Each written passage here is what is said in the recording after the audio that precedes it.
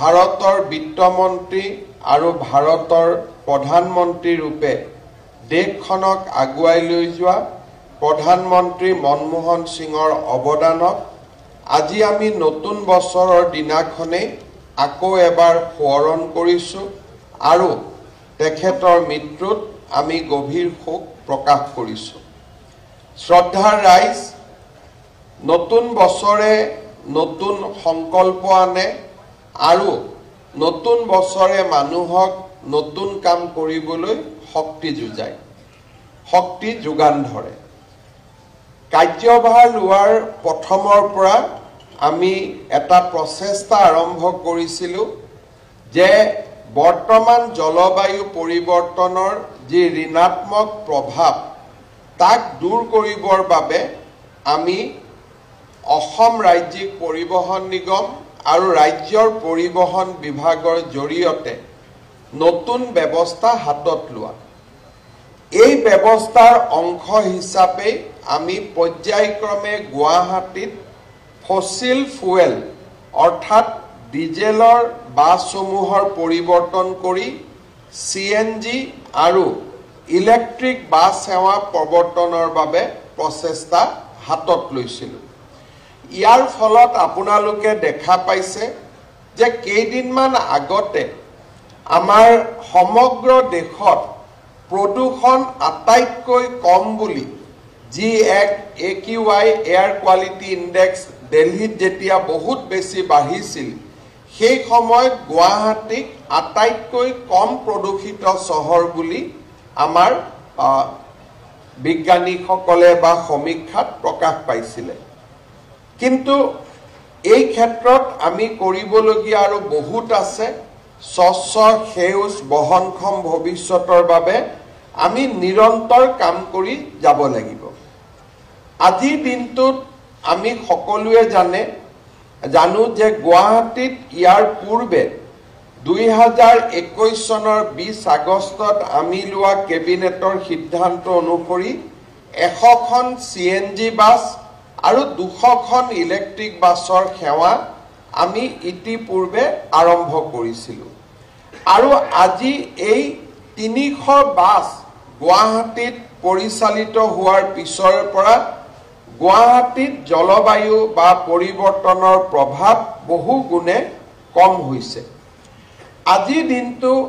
তেনে এক দিশত আমি আৰু এক নতুন বলিষ্ঠ পদক্ষেপ ল'ব বিচাৰিছোঁ। আজিৰ দিনটোত আমাৰ ৰাজ্য চৰকাৰে আৰু 56খন ইলেক্ট্ৰিক বাছ আমাৰ পুঁজিৰ পৰা ক্ৰয় কৰি আমি ASTCক আগবঢ়াব খুজিছোঁ, যাতে ASTCৰ সৰ্বমুঠ বাছৰ সংখ্যা 356লৈ বৃদ্ধি হয়। ইয়াৰ লগে লগে মই অত্যন্ত আনন্দৰে আপোনালোকক জনাব খুজিছোঁ যে প্ৰধানমন্ত্ৰী নৰেন্দ্ৰ মোদী ডাঙৰীয়ায়ো আমাক আৰু 100খন বাছ PM ই-বাছ সেৱাৰ অধীনত যোগান ধৰিবলৈ সিদ্ধান্ত লৈছে। অৰ্থাৎ আজি চলি থকা 356খন বাছৰ উপৰিও 2025 চনৰ ভিতৰত আমি আৰু 100খন নতুন ইলেক্ট্ৰিক বাছ আমি পাব পাৰিম। যদি এই 100খন বাছ আমি আৰু অধিক প্ৰধানমন্ত্ৰী ডাঙৰীয়াৰ পৰা পোৱাৰ যিটো ব্যৱস্থা, সি যদি 2025 চনত পূৰ্ণ হয়, তেতিয়াহ'লে 2026 চনত আমি আমাৰ যিবিলাক ডিজেলত চলা বাছ তাক আমি সম্পূৰ্ণৰূপে বন্ধ কৰি আন লাভদায়ক পথবিলাকত তেওঁলোকক চলাবৰ কাৰণে আমি অনুমতি দিব পাৰিম। এইটো নহয় যে বাছ বন্ধ কৰি দিয়া মানে তেওঁলোকৰ বাছ কেইখনে গেৰেজত সোমাব, তেনেকুৱা নহয়। তেওঁলোকক তাৰ পৰিৱৰ্তে গুৱাহাটী নলবাৰী, গুৱাহাটী নগাঁও এই ধৰণৰ সেৱাবিলাক আমি তেওঁলোকক গতাই দিম, যাতে গুৱাহাটীখনক আমি সেউজ বা এটা গ্ৰীণ কৰিডৰলৈ ৰূপান্তৰ কৰিব পাৰোঁ। ইয়াৰ লগে লগে গুৱাহাটীত আমাৰ প্ৰথমটো ISBT আজিৰ পৰা 15 বছৰ আগতে বেতকুছিত আৰম্ভ হৈছিল। ইয়াৰ পিছত আমি এটা সিদ্ধান্ত লৈছিলোঁ যে খানাপাৰাত আমি এটা আইএসবিটি কৰিম আৰু জালুকবাৰীত আমি এটা আইএসবিটি কৰিম যাতে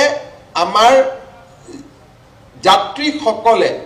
বহু পৰিমাণে তেওঁলোকে সুবিধা পাব পাৰে আজি আমি বেতকুছিত 5 বিঘা মাটি খামৰি 12.26 কোটি টকাৰে নিৰ্মাণ কৰা আন্তঃৰাজ্যিক বাছ টাৰ্মিনেলটো মুকলি কৰি দিয়াৰ বাবে আমি আজি সক্ষম হৈছো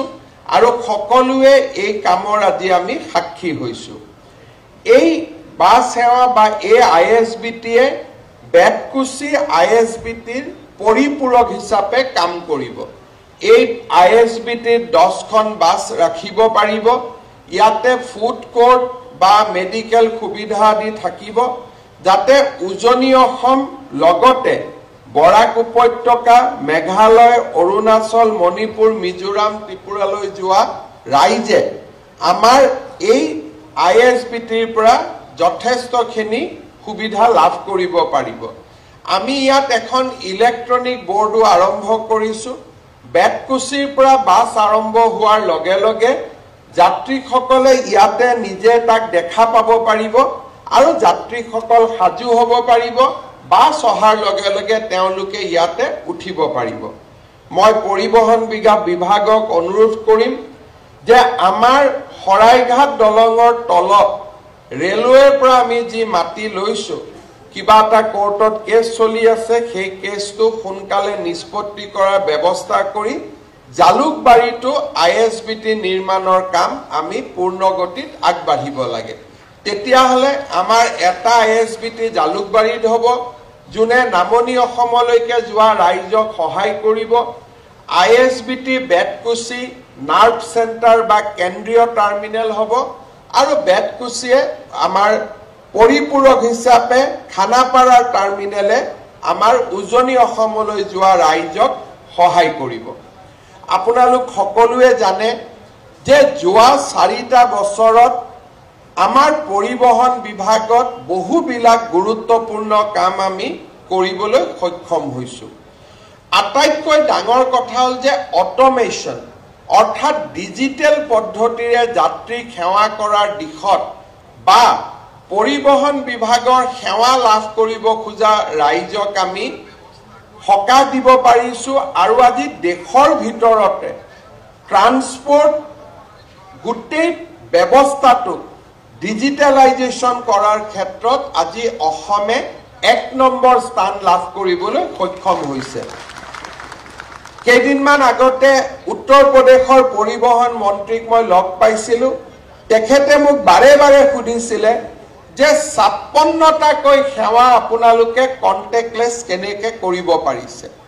আজি আমাৰ পৰিবহণ বিভাগত আমি এনেকুৱালৈকে কাম কৰিছো যে আমি যদি গুৱাহাটীৰ দ্বিতীয়ত কিবা এটা আবেদন কৰিছো গুৱাহাটীৰ দ্বিতীয়ত কাম বহুত আছে কৰ্মচাৰীয়ে কৰিব পৰা নাই কম্পিউটাৰে তাক ৰেণ্ডমাইজেশ্যন কৰি ডিমা হাছাওলৈকে পঠাই দিব কাৰণ ডিমা হাছাওত কাম কম অৰ্থাৎ আজি আমাৰ গোটেই পৰিবহণ নিগমত যিমানটা কাম আহে 56টা সেৱা 100% ডিজিটাইজেশ্যন এই গোটেইবোৰ কাম অসমৰ গোটেইবোৰ পৰিবহণ কাৰ্যালয়ৰ পৰা ইয়াক সমাধান হয় গুৱাহাটীৰ কাম নগাঁৱে কৰে নগাঁৱৰ কাম ডিমা হাছাওৱে কৰে কম্পিউটাৰে তাক ৰেণ্ডম বেচিছত কোনোবা এটা দ্বিতীয় অফিচলৈকে পঠাই দিয়ে তাৰ ফলত মধ্যভোগীজনেও গম নাপায় যে মোৰ কাগজখন ক'ত গৈছে ইয়াৰ ফলত মই একেবাৰে নোহোৱা হৈ যাওঁ বুলি নকওঁ কিন্তু আজিৰ পৰা 4 বছৰ আগতে দ্বিতীয় অফিচত যি ধৰণৰ এক ব্যৱস্থা আছিল মধ্যভোগীৰ ডাঙৰ এখন চক্ৰ আছিল আজি সেই চক্ৰ সম্পূৰ্ণৰূপে আমি নোহোৱা কৰিব নোৱাৰিলেও 90% আমি নোহোৱা কৰিব পাৰিছো 10% আমি নোহোৱা কৰিব নোৱাৰাৰ কাৰণটো কি যেতিয়া ফিটনেস সাৰ্টিফিকেট ল'ব লাগে বা ড্ৰাইভিং লাইসেন্সখন অনলাইনৰ জায়গাত যেতিয়া পূৰ্ণাংগ ড্ৰাইভিং লাইসেন্স ল'ব লাগে তেতিয়া এবাৰ হলেও আমি দ্বিতীয় অফিচত আহিব লাগে এতিয়া আমি তাৰো এটা সমাধান কৰিব খুজিছো যে পাব্লিক প্ৰাইভেট বেচিছত আমি অসমৰ বিভিন্ন জায়গাত ফিটনেস সেন্টাৰ আমি মুকলি কৰাৰ কামত আগবাঢ়িছো প্ৰায় 6টা ফিটনেস সেন্টাৰ পৰিবহন বিভাগে হাতত লৈছে আৰু ফিটনেস সাৰ্টিফিকেট হোৱাৰ পিছত আৰু কি যেতিয়া ব্যক্তিগত খণ্ডলৈও ফিটনেস কেন্দ্ৰবিলাক গুচি যাব তেতিয়া হি এমভিআই বা এনফোৰ্সমেন্টৰ ওপৰত নিৰ্ভৰশীল নহব সেই সেন্টাৰৰ পৰা ফিটনেস সাৰ্টিফিকেট তেওঁলোকে ল'ব পাৰিব আৰু ইতিমধ্যে আমি আন ব্যৱস্থাৰ জৰিয়তেও যাতে যেতিয়ালৈকে ফিটনেস পুৰা ই আমাৰ ক'ব গ'লে বিভিন্ন জায়গাত ফিটনেস সেন্টাৰবোৰ গঢ়ি নুঠে তেতিয়ালৈকে আমি অন্তত পৰিবহন নিগমৰ ভিতৰতে তাকো আমি উন্নত কৰাৰ প্ৰচেষ্টা কৰিছো যাতে দুৰ্নীতি কমি যাব পাৰে ইয়াৰ লগতে ড্ৰাইভিং লাইসেন্সৰ ক্ষেত্ৰতো আমি এনকাৰেজ কৰিছো যাতে অসমৰ প্ৰতিটো বিধানসভা সমষ্টিতে এখন মটৰ ভেহিকল ইনষ্টিটিউট গঢ়ি উঠে আৰু মটৰ ভেহিকল ইনষ্টিটিউটৰ প্ৰিন্সিপাল জনকে আমি দ্বিতীয় জনৰ হৈ লাইসেন্স দিয়াৰ অধিকাৰ দিব খুজিছো আৰু ই নিবনুৱা লোককো কৰ্মসংস্থাপন দিব আৰু 126টা যদি আমি driving licence driving training centre গঢ়ি তুলিব পাৰো লাইসেন্সখনো তাৰ প্ৰিন্সিপাল জনে দিব তেতিয়া আমি লাইসেন্স ল'বৰ কাৰণেও দ্বিতীয় অফিচত আহিব নালাগে দ্বিতীয়ৰ পাৱাৰটো আমি সেই মটৰ ড্ৰাইভিং ইনষ্টিটিউটখনৰ প্ৰিন্সিপালক দিব খুজিছো যাতে লাইসেন্সটো প্ৰিন্সিপাল জনে দিব পাৰে আৰু মটৰ ড্ৰাইভিং ইনষ্টিটিউটখন ভাল কৰি চলি আছে নে নাই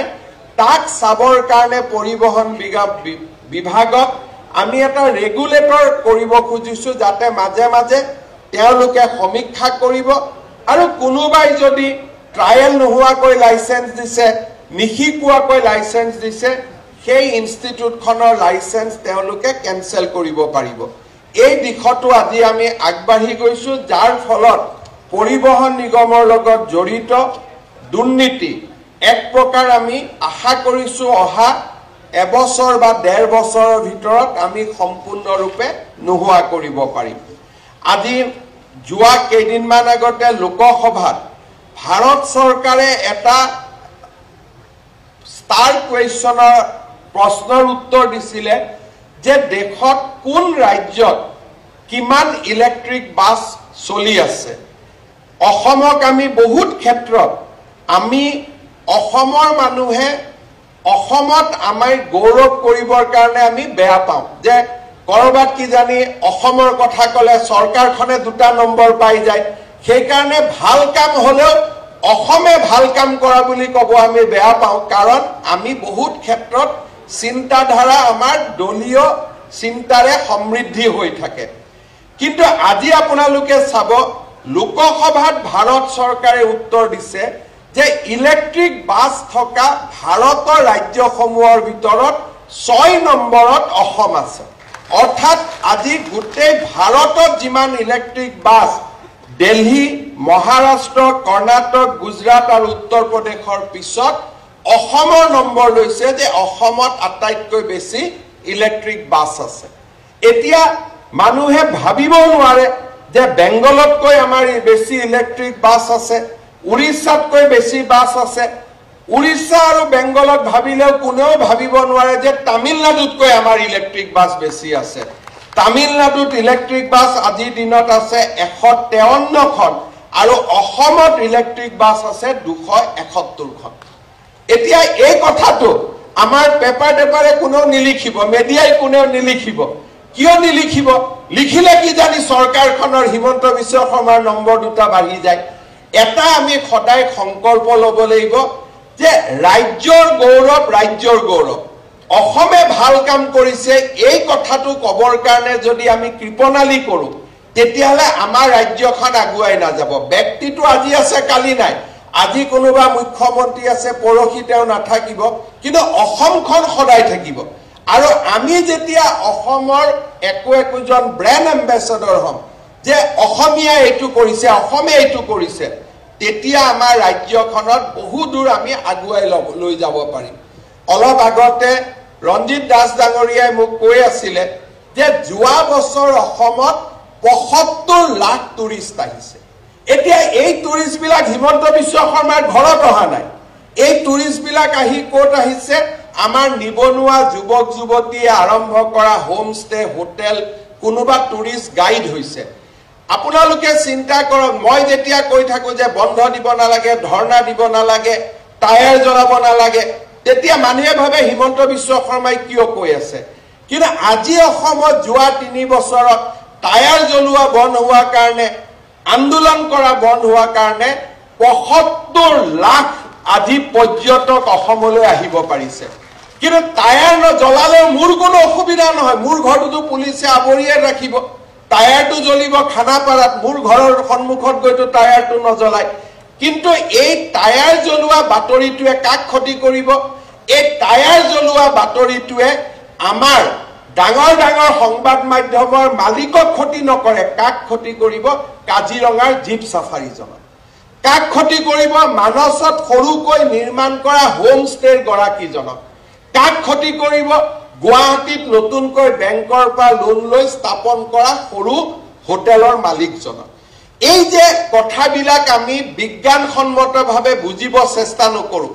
এই কথাবিলাক আমি এইটো ক'লেতো হিমন্তৰ নম্বৰটো বাঢ়ি যাব। আৰে হিমন্ত বিশ্ব শৰ্মাৰ য'ত নম্বৰ বাঢ়িব লাগে তাত বাঢ়ি থাকিব, তাত কোনেও কমাব নোৱাৰে। যদি অসমৰ ৰাইজৰ আশীৰ্বাদ থাকে, ওপৰৱালাৰ আশীৰ্বাদ থাকে, কোনো মানুহে কাৰো ডেষ্টিনি নিয়ন্ত্ৰণ কৰিব নোৱাৰে। আমি যদি ভাবো ইয়াক মই ডুবাই দিম, আপুনি নোৱাৰে, কাৰণ ডুবাব নুডুবাব ওপৰৱালাই নিৰ্ধাৰণ কৰি থৈ দিব। অসমৰ মানুহে নিৰ্ধাৰণ কৰিব কাক নামাব লাগে, কাক উঠাব লাগে। কিন্তু আমি যদি সকলোৱে সিদ্ধান্ত লওঁ যে অহা বছৰটোত অসমখনক আমি ওপৰত লৈ যাম, তেতিয়া আমাৰ অসমখন কিমান ধুনীয়া হ'ব পাৰে, আমাৰ অসমখন কিমান আগুৱাই যাব পাৰে, এই কথাটো আমি চিন্তা কৰিব পাৰো। আৰু অসমখন আগুৱালে কাৰ লাভ হ'ব? অসমখন আগুৱালে অসমীয়া মানুহৰ লাভ হ'ব। আমাৰ ব্যক্তিগত কাৰোবাৰ লাভ হওক নহওক, অসমীয়া মানুহৰ আজি লাভ হ'ব। তাক আমি সকলোৱে নিশ্চয় আমি অনুভৱ কৰিব লাগিব। মই আশা কৰো আজিৰ দিনটোত 2025 চনৰ আৰম্ভণিতে আমি তেনে সংকল্প ল'ম যে আমাৰ গোটেই বছৰটোত আমি অসম আৰু অসমীয়াক কেনেকৈ আগবঢ়াম, আমাৰ ৰাজ্যখনক ভাৰতৰ শ্ৰেষ্ঠ 5খন ৰাজ্যৰ ভিতৰত কেনেকৈ লৈ যাম, সেই সংকল্পই যাতে আমাৰ চিন্তা আৰু আমাৰ মন মগজু গোটেই 2025 চনটো ক্ৰিয়া কৰি থাকে, তাৰ বাবে মই আহ্বান জনাম। আজি আমাৰ এই সভাত পৰিবহণ নিগমৰ বিষয়েও যথেষ্ট কথা উল্লেখ হৈছে। পৰিবহণ নিগমে লাহে লাহে নিজৰ ভৰিত নিজে থিয় হ'বৰ বাবে প্ৰচেষ্টা কৰিছে। পৰিবহণ নিগমৰ কৰ্মচাৰীসকলে, বিশেষকৈ অৱসৰপ্ৰাপ্ত কৰ্মচাৰীসকলে তেওঁলোকৰ বহু অৱসৰকালীন ভাত্তা পাবলৈ বাকী আছে। আজি আমি 25 কোটি টকা মুকলি কৰি দিছো, যাতে অসম ৰাজ্যিক পৰিবহণ নিগমৰ কৰ্মচাৰীসকলে কিছু হ'লেও অৱসৰপ্ৰাপ্ত কৰ্মচাৰীসকলক আমি সকাহ দিব পাৰো। লগতে মই এইটো প্ৰতিশ্ৰুতি দিছো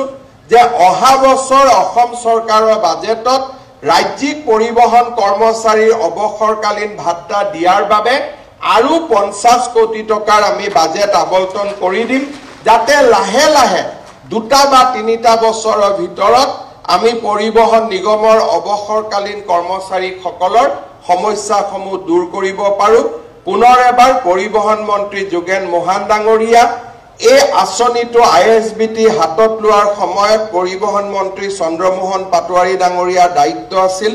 2 গৰাকী মন্ত্ৰীলৈ মই উষ্ণ অভিনন্দন জনাইছো। পৰিবহণ নিগমৰ অধ্যক্ষ পল্লৱ লোচন দাস ডাঙৰীয়া আৰু সকলো বিষয়া কৰ্মচাৰীক অভিনন্দন জনাই মই মোৰ বক্তব্যৰ সামৰণি মাৰিছো। ধন্যবাদ। জয় হিন্দ, বন্দে মাতৰম।